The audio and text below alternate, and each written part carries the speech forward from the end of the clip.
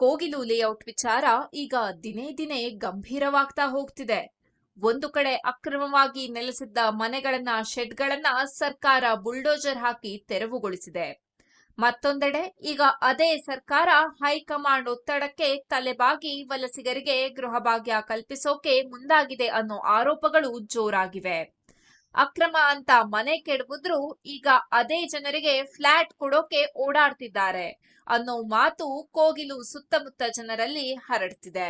ಸರ್ಕಾರ ಮನೆ ಕಳೆದುಕೊಂಡ ಅರ್ಹ ಫಲಾನುಭವಿಗಳಿಗೆ ವಸತಿ ಯೋಜನೆಯಡಿ ಫ್ಲಾಟ್ ನೀಡೋ ತೀರ್ಮಾನ ಮಾಡಿದ್ದು, ಅದಕ್ಕಾಗಿ ಸರ್ಕಾರಿ ದಾಖಲೆಗಳ ಪರಿಶೀಲನೆಯನ್ನ ಚುರುಕುಗೊಳಿಸಿದೆ. ಶತಾಯಗತಾಯ ಗುರುವಾರವೇ ಫ್ಲಾಟ್ ಹಂಚಿಕೆ ಮಾಡಬೇಕು ಅನ್ನೋ ಗುರಿಯನ್ನ ಇಟ್ಟುಕೊಂಡು ಅಧಿಕಾರಿಗಳು ಓಡಾಡ್ತಿದ್ದಾರೆ. ಕೋಗಿಲು ಬಡಾವಣೆಯ ಸರ್ಕಾರಿ ಉರ್ದು ಶಾಲೆಯಲ್ಲೇ 2ನೇ ದಿನವೂ ವಲಸಿಗರ ದಾಖಲೆಗಳ ಪರಿಶೀಲನೆ ಮುಂದುವರೆದಿದೆ. ಕಂದಾಯ ಇಲಾಖೆ ಹಾಗೂ ರಾಜೀವ್ ಗಾಂಧಿ ವಸತಿ ನಿಗಮದ ಅಧಿಕಾರಿಗಳು ಸೇರಿ ಮನೆ ಕಳೆದುಕೊಂಡವರಿಗೆ ಪ್ರತ್ಯೇಕವಾಗಿ ಫೋನ್ ಮಾಡಿ ಕರೆಸಿ ದಾಖಲೆಗಳನ್ನ ನೋಡ್ತಿದ್ದಾರೆ. ನಿನ್ನೆ ಸುಮಾರು 50 ಜನರ ದಾಖಲೆ ಪರಿಶೀಲನೆ ಮಾಡಿದ್ರು. ಇವತ್ತು 40ಕ್ಕೂ ಹೆಚ್ಚು ಜನರ ದಾಖಲೆಗಳನ್ನ ಚೆಕ್ ಮಾಡಿದ್ದಾರೆ. ಆದ್ರೆ ಇಲ್ಲಿ ಇನ್ನೊಂದು ಗಂಭೀರ ಸಮಸ್ಯೆ ಎದುರಾಗಿದೆ. ನಮ್ಮ ಮನೆ ಹೋಗಿದೆ, ಆದ್ರೆ ನಮ್ಗೆ ಫೋನ್ ಬಂದೇ ಇಲ್ಲ ಅಂತ ಹಲವರು ನೇರವಾಗಿ ದಾಖಲೆ ಹಿಡಿದು ಶಾಲೆಗೆ ಬರ್ತಿದ್ದಾರೆ. ಆದ್ರೆ ಅಧಿಕಾರಿಗಳು ನಿಮ್ಮ ಹೆಸರು ಲಿಸ್ಟ್ ಅಲ್ಲಿ ಇಲ್ಲ ಅಂತ ಹೇಳಿ ವಾಪಸ್ ಕಳಿಸ್ತಿದ್ದಾರೆ. ಇದರಿಂದ ನಮಗೂ ಫ್ಲಾಟ್ ಕೈ ತಪ್ಪಿ ಬಿಡುತ್ತಾ ಅನ್ನೋ ಆತಂಕ ಮನೆ ಕಳೆದುಕೊಂಡ ಜನರಲ್ಲಿ ಶುರುವಾಗಿದೆ. ಯಾರಿಗೆ ಫೋನ್ ಬಂದಿದೆ, ಯಾರಿಗೆ ಬಂದಿಲ್ಲ ಅನ್ನೋ ಗೊಂದಲ, ಪಾರದರ್ಶಕತೆ ಇಲ್ಲ ಅನ್ನೋ ಆರೋಪಗಳು ದಿನೇ ದಿನೇ ಹೆಚ್ಚಾಗ್ತಿವೆ. ಒಟ್ಟಾರೆ ನೋಡಿದ್ರೆ ಸರ್ಕಾರ ಒಂದು ಕಡೆ ಮಾನವೀಯತೆ ಅನ್ನೋ ಕಾರಣ ಕೊಟ್ಟು ಫ್ಲಾಟ್ ಕೊಡೋ ಪ್ರಯತ್ನ ಮಾಡ್ತಿದೆ.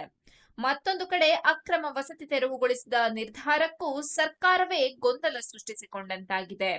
ಯಾರು ನಿಜಕ್ಕೂ ಅರ್ಹರು, ಯಾರು ಅಲ್ಲ ಅನ್ನೋ ಸ್ಪಷ್ಟ ಮಾನದಂಡ ಜನರಿಗೆ ಇನ್ನೂ ಗೊತ್ತಿಲ್ಲ.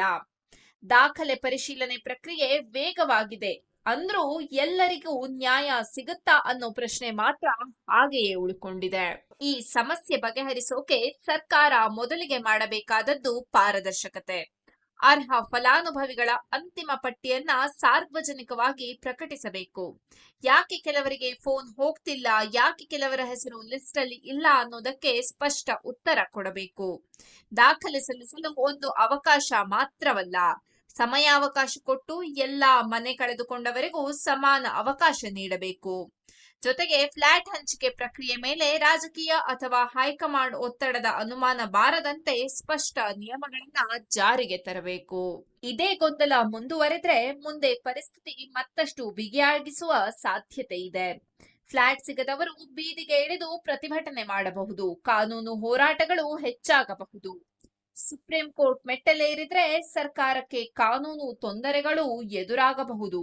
ಅಲ್ಲದೆ ಅಕ್ರಮ ಅಂತ ಮನೆ ಕೆಡವಿ ನಂತರ ಅದೇ ಜನರಿಗೆ ಮನೆ ಕೊಡ್ತಾರೆ ಅನ್ನೋ ಸಂದೇಶ ಹೋಗಿದ್ರೆ ಮುಂದಿನ ದಿನಗಳಲ್ಲಿ ಅಕ್ರಮ ವಸತಿಗಳಿಗೆ ಮತ್ತಷ್ಟು ಪ್ರೋತ್ಸಾಹ ಸಿಗುವ ಅಪಾಯವೂ ಇದೆ. ಹೀಗಾಗಿ ಕೋಗಿಲು ಲೇಔಟ್ ವಿಷಯದಲ್ಲಿ ಸರ್ಕಾರ ಈಗಲಾದರೂ ಸ್ಪಷ್ಟ, ನ್ಯಾಯಯುತ ಮತ್ತು ಮಾನವೀಯ ನಿರ್ಧಾರಗಳನ್ನ ಕೈಗೊಳ್ಳಬೇಕು. ಇಲ್ಲದಿದ್ದರೆ ಇದು ಕೇವಲ ಒಂದು ಲೇಔಟ್ ಸಮಸ್ಯೆಯಾಗಿ ಉಳಿಯದೆ ದೊಡ್ಡ ರಾಜಕೀಯ ಮತ್ತು ಸಾಮಾಜಿಕ ಸಂಕಷ್ಟವಾಗಿ ತಿರುಗಿಕೊಳ್ಳುವುದು ನಿಶ್ಚಿತ.